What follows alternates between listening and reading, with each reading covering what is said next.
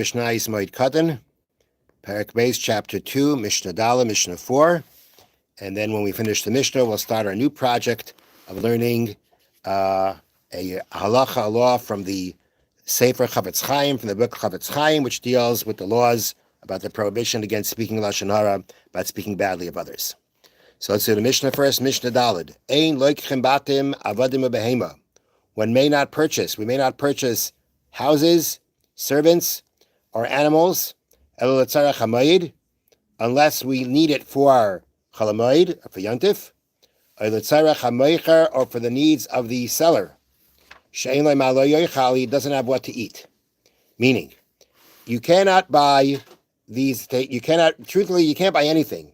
There's no business dealings that are allowed to be done on chalamoid. The Mishnah will explain soon why specifically the Mishnah talks about these examples. But we cannot buy these things unless we need it for chalamoid. If we need it for chalamoid, then we would be able, to purchase it. Or even if we didn't need it for chalamoid ourselves, but let's say the seller, he has no money, and he needs money to have food for chalamoid and yontif. Well, then you can purchase it even if you don't need it. Now here in the notes they explain, when we say that you cannot buy these things, the house, the servant, the animal, unless you need it for yontif. So the Bartanura says, for example, he needs a place to live during the festival, right? That's clearly a chalamoid need, or a servant to care for his needs, or an animal to slaughter for meat. The prohibition against buying and selling on chalamoid is not limited to these particular items.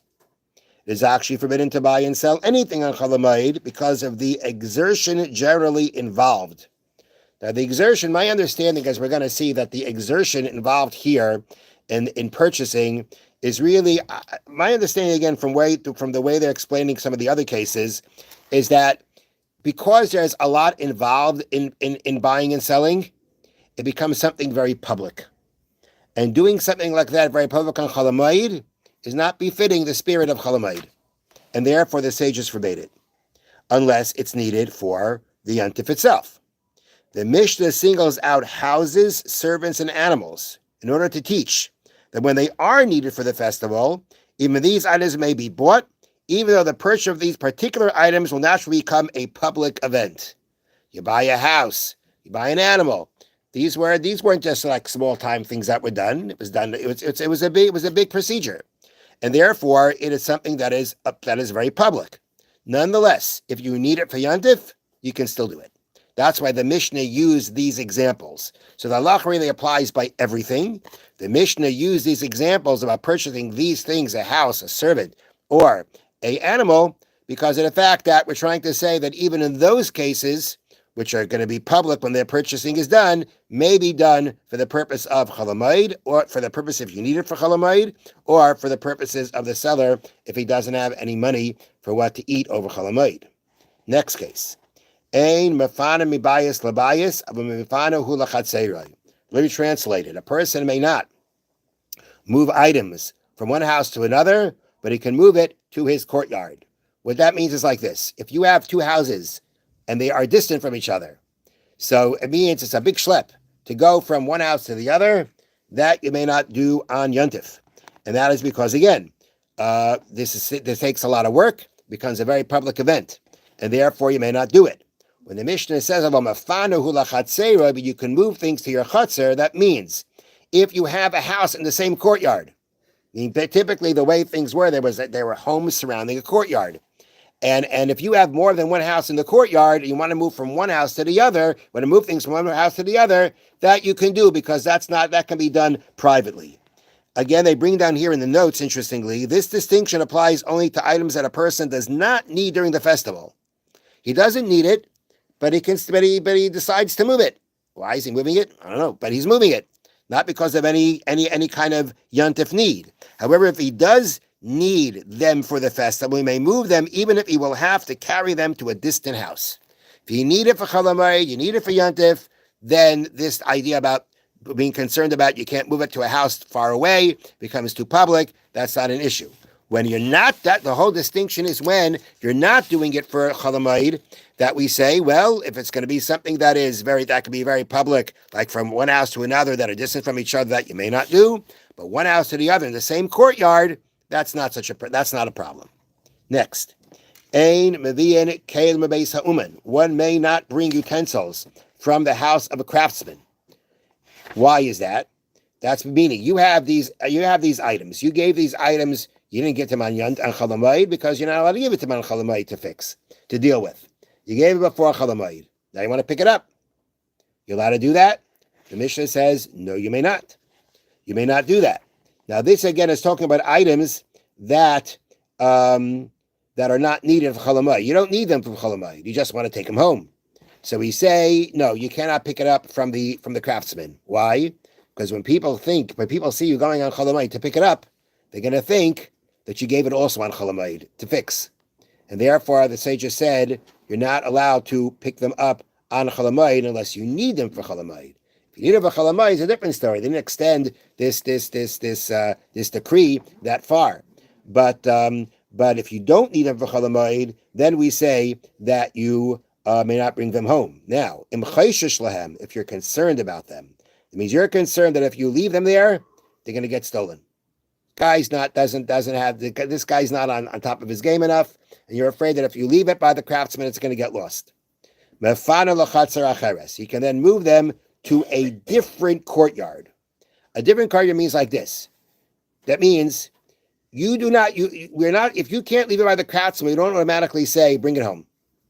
We don't say that. Rather, we say like this. You move them from the craftsman's house to a house in a different courtyard, but not to your own home. So you're trying to keep this very private, trying to keep this very quiet. So therefore, if you want to get it out of his house, that far we'll let you take it out from him, but put it somewhere in it, but don't take it home. Put it in a house in a different courtyard. If that's not even going to help you, then already you can bring it home. So basically, if there's no concern about it, you leave it there, unless you need it for Yontif. But if there's some kind of concern leaving it there, so then you can take it out, which means people might see you taking it from the craftsman. Nonetheless, if you don't bring it home, we've tried not to bring it home right away.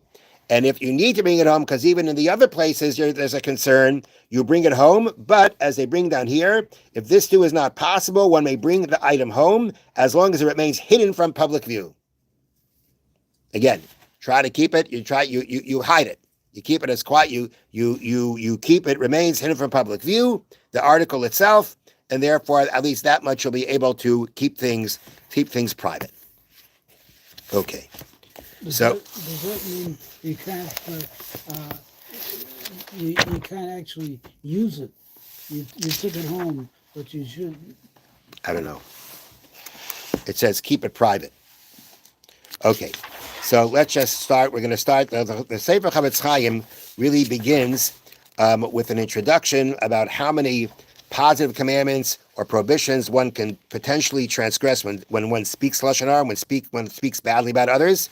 But we're gonna save that for a different time. We're gonna start from the actual halachas. Also, it is forbidden to tell the gnus, the derogatory report about one's friend, even if it's 100% true. You still can't say it over. And this is what our sages refer to everywhere, lashon hara, evil speech. That term evil speech means where a person is saying something derogatory about someone else, even if it's true. Now, let's say though you add some lies, some things that aren't true in what you're saying, and because of that, your friend became even more put down. People looked at him worse. That falls under the category called Maisi Shemra, spreading a bad name, which really means spreading a false report. And its sin is then greater. And a person who speaks lashon hara transgresses a prohibition, as it states, do not go as a peddler amongst your people. A peddler in this sense means peddling around reports and stories about people. And when you talk about, when you just tell over someone else something bad about someone, something negative about someone, that also falls under the word rechilus. We're going to see that rechilus actually is used in a very specific way, but rechilus can also be used in a general way to speak about any type of speaking about others, and therefore is included in the prohibition of loiselach rachel ba'amecha, do not go with a peddler amongst your people. Have a wonderful day and a wonderful Shabbos. Thank you, Rabbi. Rabbi. Change your mind.